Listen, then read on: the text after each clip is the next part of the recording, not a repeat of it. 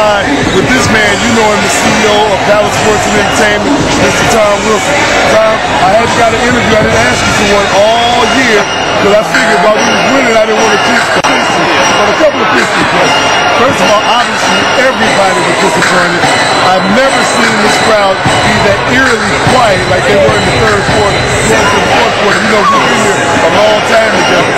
Can you just sum up what you think about the Pistons and what you think Joe's going to do? He's already got flipped out of there.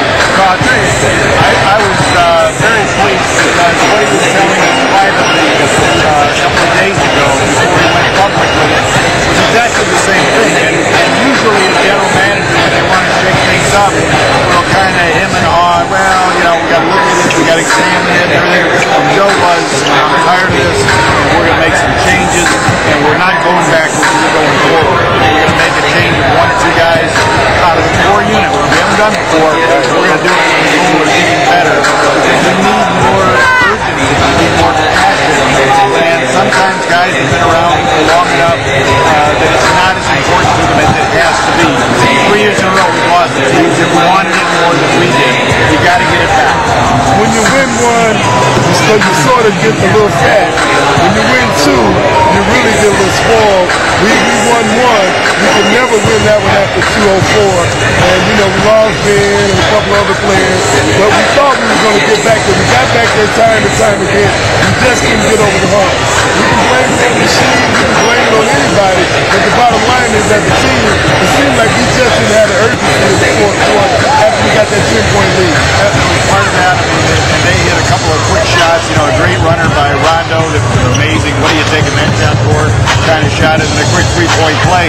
And suddenly it's a 5-point game, and we just sort of didn't have what we needed. And even Bill Laimbeer has talked about it. He said the second year, even with the bad boys, as passionate as we were, we won it, but we didn't want it all season like we wanted that first. That first season was like that pot of gold you gotta get. After you have it, you still want it again, but there's that little fine thing. And when you get down to play a 6-game, 7-game series, the difference is how bad do you want it. So I think very much like Kevin Garnett finally got a chance.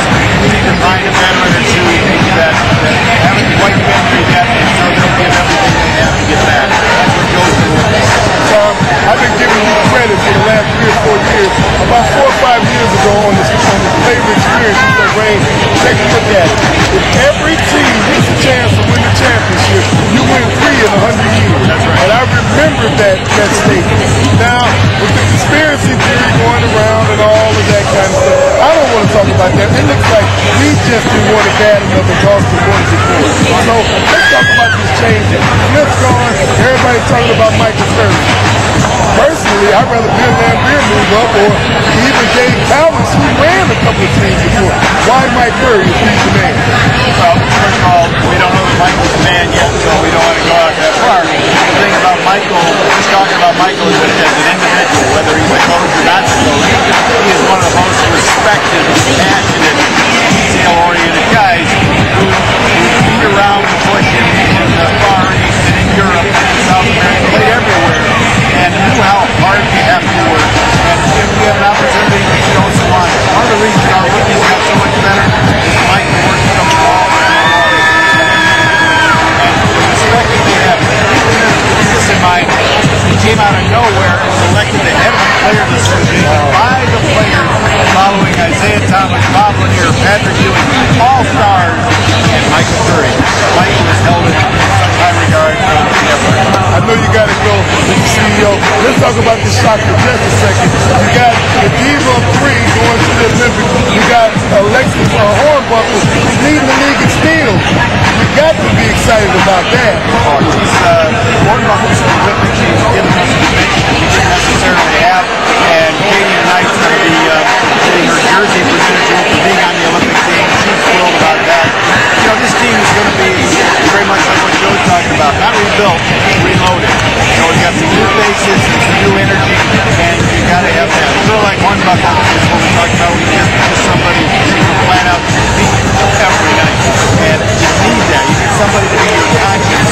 He has a chance to do that. Much like Ben Wallace was for us for a number of years. Swin's back. Will she get a big ovation tonight? I think she will. I went over and spent a little bit of time with her. I think she's very happy. She's playing with her own teammates. She's that here too. Let's make a game back.